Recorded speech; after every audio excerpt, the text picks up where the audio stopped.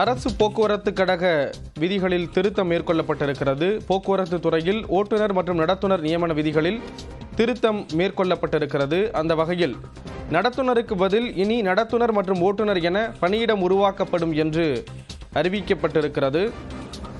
ஓட்டுநர் மற்றும் நடத்துனர் பணியிடத்தில் சேர குறைந்தபட்ச கல்வி தகுதி 10ஆம் வகுப்பாக நிர்ணயம் செய்யப்பட்டிருப்பதாக அறிவிக்கப்பட்டிருக்கிறது.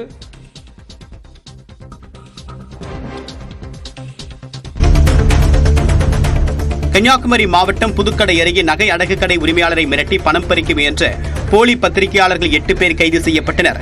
விழுந்தியம்பலம் பகுதியைச் சேர்ந்த ஜஸ்டின் ராஜ் என்பவர் ஐரேனியபுரம் என்ற பகுதியில் அடகு கடை நடத்தி வருகிறார். இவர் அதிக வட்டி வாங்குவதாகவும் அடகு வைக்கக்கூடிய நகைகளை விற்பனை செய்வதாகவும் புகார் வந்ததாகவும் இதுகுறித்து பத்திரிகையில் செய்தி வெளியிட உள்ளதாகவும் கூறி சிலர் பணம் கேட்டு மிரட்டி உள்ளனர். தொடர்பாக காவல் நிலையத்தில் புகார் அளித்த நிலையில் 8 பேரை கைது செய்த காவல்துறையினர் மாத இதழ் பத்திரிகையின் பெயரில் வைத்திருந்த போலி அடையாள அட்டைகளை பறிமுதல் செய்தனர்.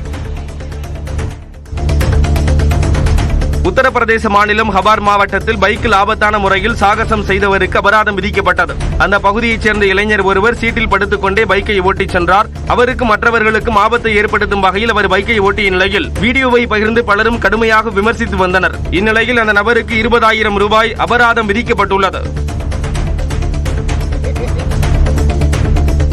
கோவை ஆட்சியர் அலுவலகம் எதிரே உள்ள பிரபல தனியார் உணவகத்தில் ஏற்பட்ட தீ விபத்தால் பரபரப்பு நிலவியது. உணவகத்தில் சிம்னி உள்ள இடத்தில் தீப்பிடித்த நிலையில் ஊழியர்களை அணைக்கும் முயற்சியில் ஈடுபட்டனர். அது கை கொடுக்காததை அடுத்து தீயணைப்பு வீரர்களுக்கு தகவல் அளிக்கப்பட்டது.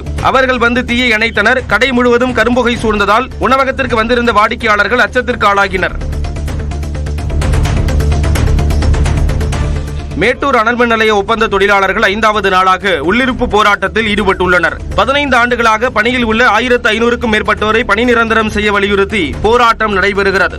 40 பெண் தொழிலாளர்கள் உட்பட 500க்கும் மேற்பட்டோர் போராட்டத்தில் ஈடுபட்டு வருகின்றனர். மேட்டூர் காவல்துறை அதிகாரிகள் மற்றும் வருவாய்த்துறை அதிகாரிகள் போராட்டத்தில் ஈடுபட்டு வரும் தொழிலாளர்களிடம் பேச்சுவார்த்தை நடத்தினர். மும்பையில் அதிவேகமாக சென்ற BMW கார் ஒன்று தடுப்பில் மோதி விபத்துக்குள்ளானது. மும்பை கடற்கரை சாலையில் சென்ற இந்த கார் அதிக வேகம் காரணமாக ஓட்டுநரின் கட்டுப்பாட்டை இழந்தது. அப்போது சாலையின் வலதுபுறத்தில் இருந்த தடுப்பில் மோதி சறுக்கிக் கொண்டு சென்ற அந்த கார் இடதுபுறமாக சென்று தடுப்பில் மோதி விபத்துக்குள்ளானது. இந்த சம்பவத்தின் போது ரிஷப் அனேஜா என்ற 24 வயதான இளைஞர் காரை ஓட்டிச் சென்றதாக தெரிவிக்கப்பட்டுள்ளது.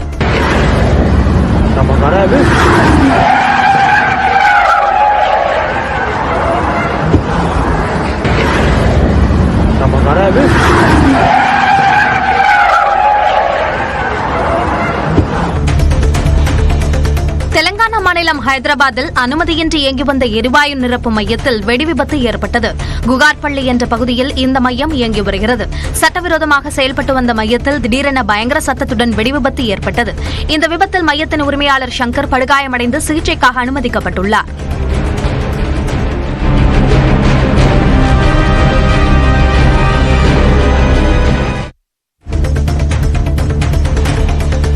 இந்தியா மற்றும் ஜப்பானின் கூட்டு ராணுவ பயிற்சி கிழக்கு ஃபிஜி நகரில் நடைபெற்று வருகிறது. கடந்த பிப்ரவரி மாதம் 24ஆம் தேதி முதல் தர்மா கார்டியன் என்ற இந்த ராணுவ பயிற்சி நடைபெற்று வருகிறது. இரு நாடுகளுக்கும் இடையிலான உறவை மேம்படுத்தும் வகையில் இந்த பயிற்சி நடத்தப்படுகிறது. நகர பகுதிகளில் தீவிரவாத நடவடிக்கைகளை தடுக்கும் நோக்கில் இந்த பயிற்சி நடத்தப்படுகிறது. இதில் இந்திய நாட்டு பாதுகாப்பு கலைகளை ஜப்பான் வீரர்கள் கற்றுக்கொண்டனர்.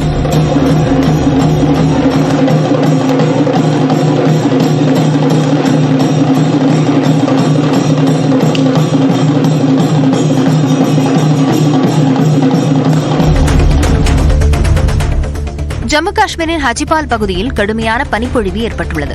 மரங்கள், வீடுகள், சாலைகள் என எங்கு பார்த்தாலும் வெண்போர்வை போர்த்தியதைப் போல ரம்மியமாக காட்சியளிக்கின்றன.